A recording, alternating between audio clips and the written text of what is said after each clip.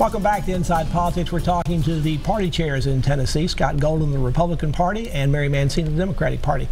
Let's talk about the Senate race. The polls have been razor close ever since this started. At the end of the day, I'll ask both of you to answer this question. What's going to be the difference? What's going to make your candidate win in November?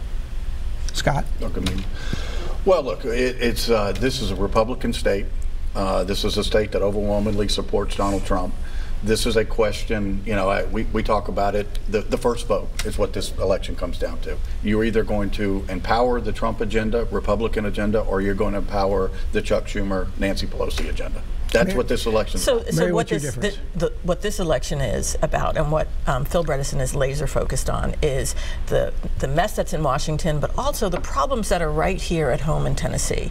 Again, the economy is not working for everyone. Healthcare is certainly not working for everyone. The education system, I mean, there are young kids out there that do not have a path to a better future, and that is what, you know, they can't see it, right? And we have an opioid crisis that is just consuming communities and families.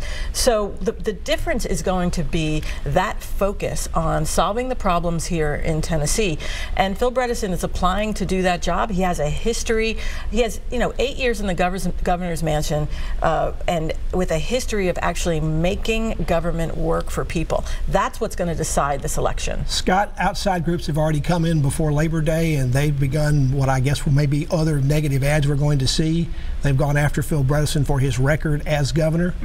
PolitiFact has already put their analysis on it. Their Truth-O-Meter found that ad from Americans for Prosperity to be false. I know it's not your ad, but do you defend that ad? Do you think that ad's correct? Well, I mean, some of the things that they talked about, and I don't know what the part of it that they called false, but I mean, there was I think they called just about every claim in the ad to be false. Yeah, I would. I mean, look, we do know that to balance the budget crisis, Governor Bredesen then took the state shared money, certainly took the money out of the transportation program. You know, some of the problems that we're seeing now in and around Nashville were due because he didn't raise the gas tax, he didn't raise the sales tax, which that ad implies he did. Fair enough. That's, you know, you can talk to the Kochs about that, but that's but I mean, that's fair. Yeah, but where other taxes were raised, including the cigarette tax and different measures to balance the budget during those days, including eliminating some people off of TennCare. Mary, if there's one thing that you wake up at night and think about that you think might cost Phil Bredesen to lose this race, what is it? Wow, I don't think Phil Bredesen is going to lose this race. But sure, there's something in the back of your mind to go, he needs to do a little bit better about this, a little bit better about something else. And I'm going to ask you the same question, Scott, so get ready. You know, no, I think the way that campaign is being run, number one, and who Phil Bredesen is as a person is what actually allows me to sleep better at night, right? Knowing that we have such an amazing opportunity this election cycle.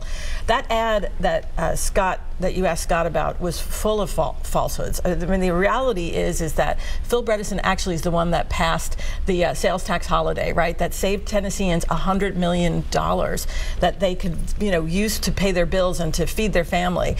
He didn't. You know who raised the gas tax? Governor Haslam, with the support of a Republican majority in the state legislature. So, you know, Phil Bredesen had to make some tough decisions, but the reality is that he balanced the budget 8 years in a row, and he did it with the least amount of pain possible for the people of this state. Scott, while you're slumbering at night, sometimes President Trump is up on his Twitter feed.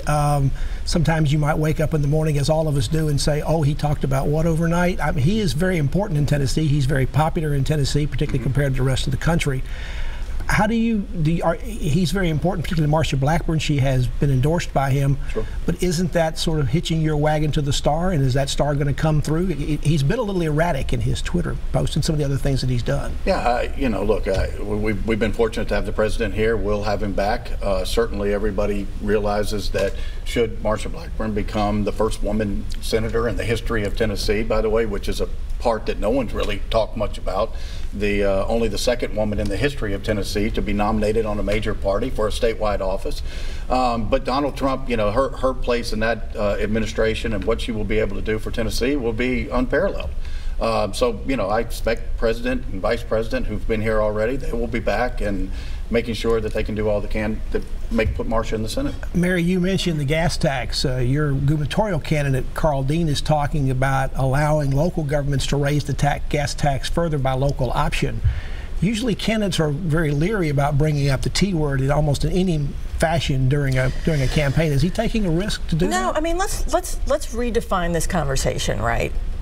We live in whatever it's a city or the state. We are very fortunate to live here, and we need to make investments in the things that we need, whether it's in the city or whether it's across the state. Those investments come as taxes, right? So, you know, if Nashville decides that it needs more revenue in order to fix this transportation crisis that we have, well, let's leave it up to the city of Nashville or the county of Davidson County to decide. What's happening now with a state-run, with a Republican majority in the state legislature, is they are tying the hands of the cities who know best. They're going in and saying, no, we're going to override what you need to do that's best for your community. And they're doing that consistently. That is a mistake. What Carl Dean is saying is, the folks on the ground and in these communities know what's best and what is needed in their communities. Both these content. Go ahead, Scott. I was going to say we do have that. I mean, we just had a referendum here in Nashville a couple months ago where they voted down their transportation plan, Megan Barry's transportation plan. So they have the ability to do it. I like the fact that they let the voters decide.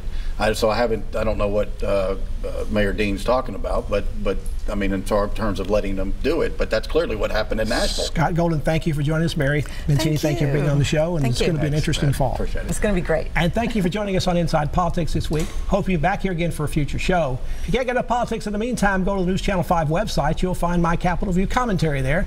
There's a new commentary posted every Friday afternoon. Enjoy the rest of your weekend, and we'll see you back here next time. Goodbye.